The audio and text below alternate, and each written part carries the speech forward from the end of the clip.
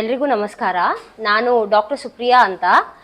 ವೃತ್ತಿಯಲ್ಲಿ ನಾನು paediatric physiotherapist. So ಮಕ್ಕಳ ಬೆಳವಣಿಗೆಯಲ್ಲಿ ಆಗುವಂತಹ ತೊಂದರೆಗಳ ಬಗ್ಗೆ ಕೆಲಸ ಮಾಡ್ತಾ ಬಂದಿದ್ದೀನಿ ಕಳೆದ 10 ವರ್ಷಗಳಿಂದ.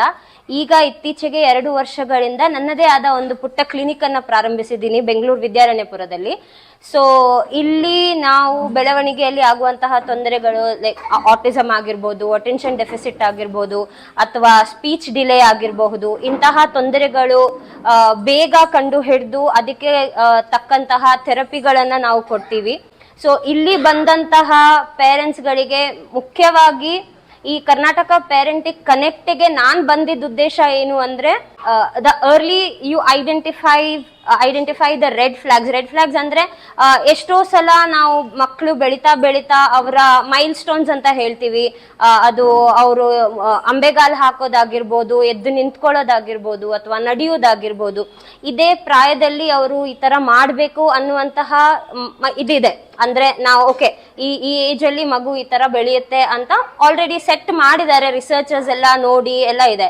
ಸೊ ಅದರ ತಕ್ಕಂತೆ ನಡೆಯುವುದು, ಓಡಾಡೋದು ಅಲ್ದೇನೆ ಎಷ್ಟೋ ಹಲವು ಬೇರೆ ಬೇರೆ ವಿಷಯಗಳು ಇದೆ ಮಕ್ಕಳ ಬೆಳವಣಿಗೆಯಲ್ಲಿ. ಮಾತಾಗಿರ್ಬೋದು, ಸೋಷಲೈಸ್ ಆಗಿರಬಹುದು, ಅಥವಾ ಫೈನ್ ಮೋಟಾರ್ ಸ್ಕಿಲ್ಸ್ ಆಗಿರ್ಬೋದು, ಅಥವಾ ಬುದ್ಧಿಶಕ್ತಿ ಆಗಿರ್ಬೋದು. ಸೊ ಕೆಲವೊಂದ್ಸಲ ನಾವು ತಂದೆ ತಾಯಿಯವ್ರು ಏನಾಗುತ್ತೆ ಅಂದ್ರೆ ಓಕೆ ನನ್ನ ಮಗು ಅಂಬೆಗಾಲ್ ಹಾಕ್ತಾ ಇದ್ದಾನೆ, ನಡೀತಾ ಇದ್ದಾನೆ, ಓಡಾಡ್ತಿದ್ದಾನೆ, ಇನ್ನೇನ್ ಸ್ಕೂಲಿಗೆ ಹೋಗ್ಬಹುದು ಅಂತ ನಂಬಿ ಬಿಡ್ತಾರೆ. ಆದ್ರೆ ಸೋಷಲೈಸೇಷನ್ ಆಗಿರ್ಬೋದು, ಸ್ಪೀಚ್ ಅಂಡ್ ಕಮ್ಯುನಿಕೇಶನ್ ಆಗಿರ್ಬೋದು, ಇದನ್ನ ಎಲ್ಲೋ ಒಂದು ಕಡೆ ನಾವು ಇಗ್ನೋರ್ ಮಾಡ್ತೀವಿ ಅಂತ ಅನ್ಸುತ್ತೆ. ಸೊ ಅದರಿಂದಾಗಿ ಯಾರೇ ಆಗಿರ್ಬೋದು ತಂದೆ ತಾಯಂದಿರು ಅಕಸ್ಮಾತ್ ಮಗು ಬೆಳಿತಾ ಎಲ್ಲಾದ್ರೂ ಓಕೆ ನನ್ನ ಮಗು ಈ ಡೊಮೇನ್ ಅಲ್ಲಿ ಒಂದು ಸ್ವಲ್ಪ ನಿಧಾನವಾಗಿದೆ ಅಂತ ನಿಮಗೆ ಅನ್ಸಿದ್ರೆ ತಕ್ಷಣ ಎಕ್ಸ್ಪರ್ಟ್ಸ್ ಹತ್ರ ಹೋಗಿ, ಎಕ್ಸ್ಪರ್ಟ್ಸ್ಗಳು ನಿಮಗೆ ಸಹಾಯ ಮಾಡ್ತಾರೆ. ಕನ್ಫ್ಯೂಷನ್ ಇದ್ರೂ ಹೋಗಿ, ಇಲ್ಲ ನಿಮ್ಗೆ ಶೋರ್ ಇಲ್ಲ ಸ್ಲೋ ಇದಾನೆ ಅಂತ ಆದ್ರೆ ದಯವಿಟ್ಟು ಹೋಗಿ.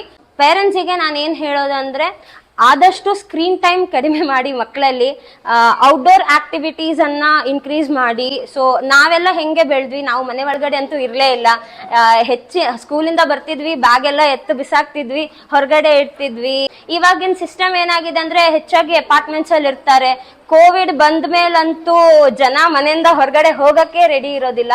ಸೊ ಆದಷ್ಟು ಮಕ್ಕಳನ್ನ ಆಚೆ ಫ್ರೆಂಡ್ಸ್ ಜೊತೆ ಆಟ ಆಡಕ್ ಬಿಡಿ, ಪಾರ್ಕ್ಗೆ ಕರ್ಕೊಂಡು ಹೋಗಿ, ಅಥವಾ ನಿಮ್ ಸೊಸೈಟಿ ಕಮ್ಯುನಿಟಿಯಲ್ಲೇನೆ ಏನಾದ್ರೂ ಬೇರೆ ಮಕ್ಕಳಿದ್ರೆ ಅವ್ರ ಜೊತೆ ಆಟ ಆಡಿಸಿ, ಜಾಸ್ತಿ ಸೋಷಲೈಸ್ ಆಗಕ್ಕೆ ಬಿಡಿ.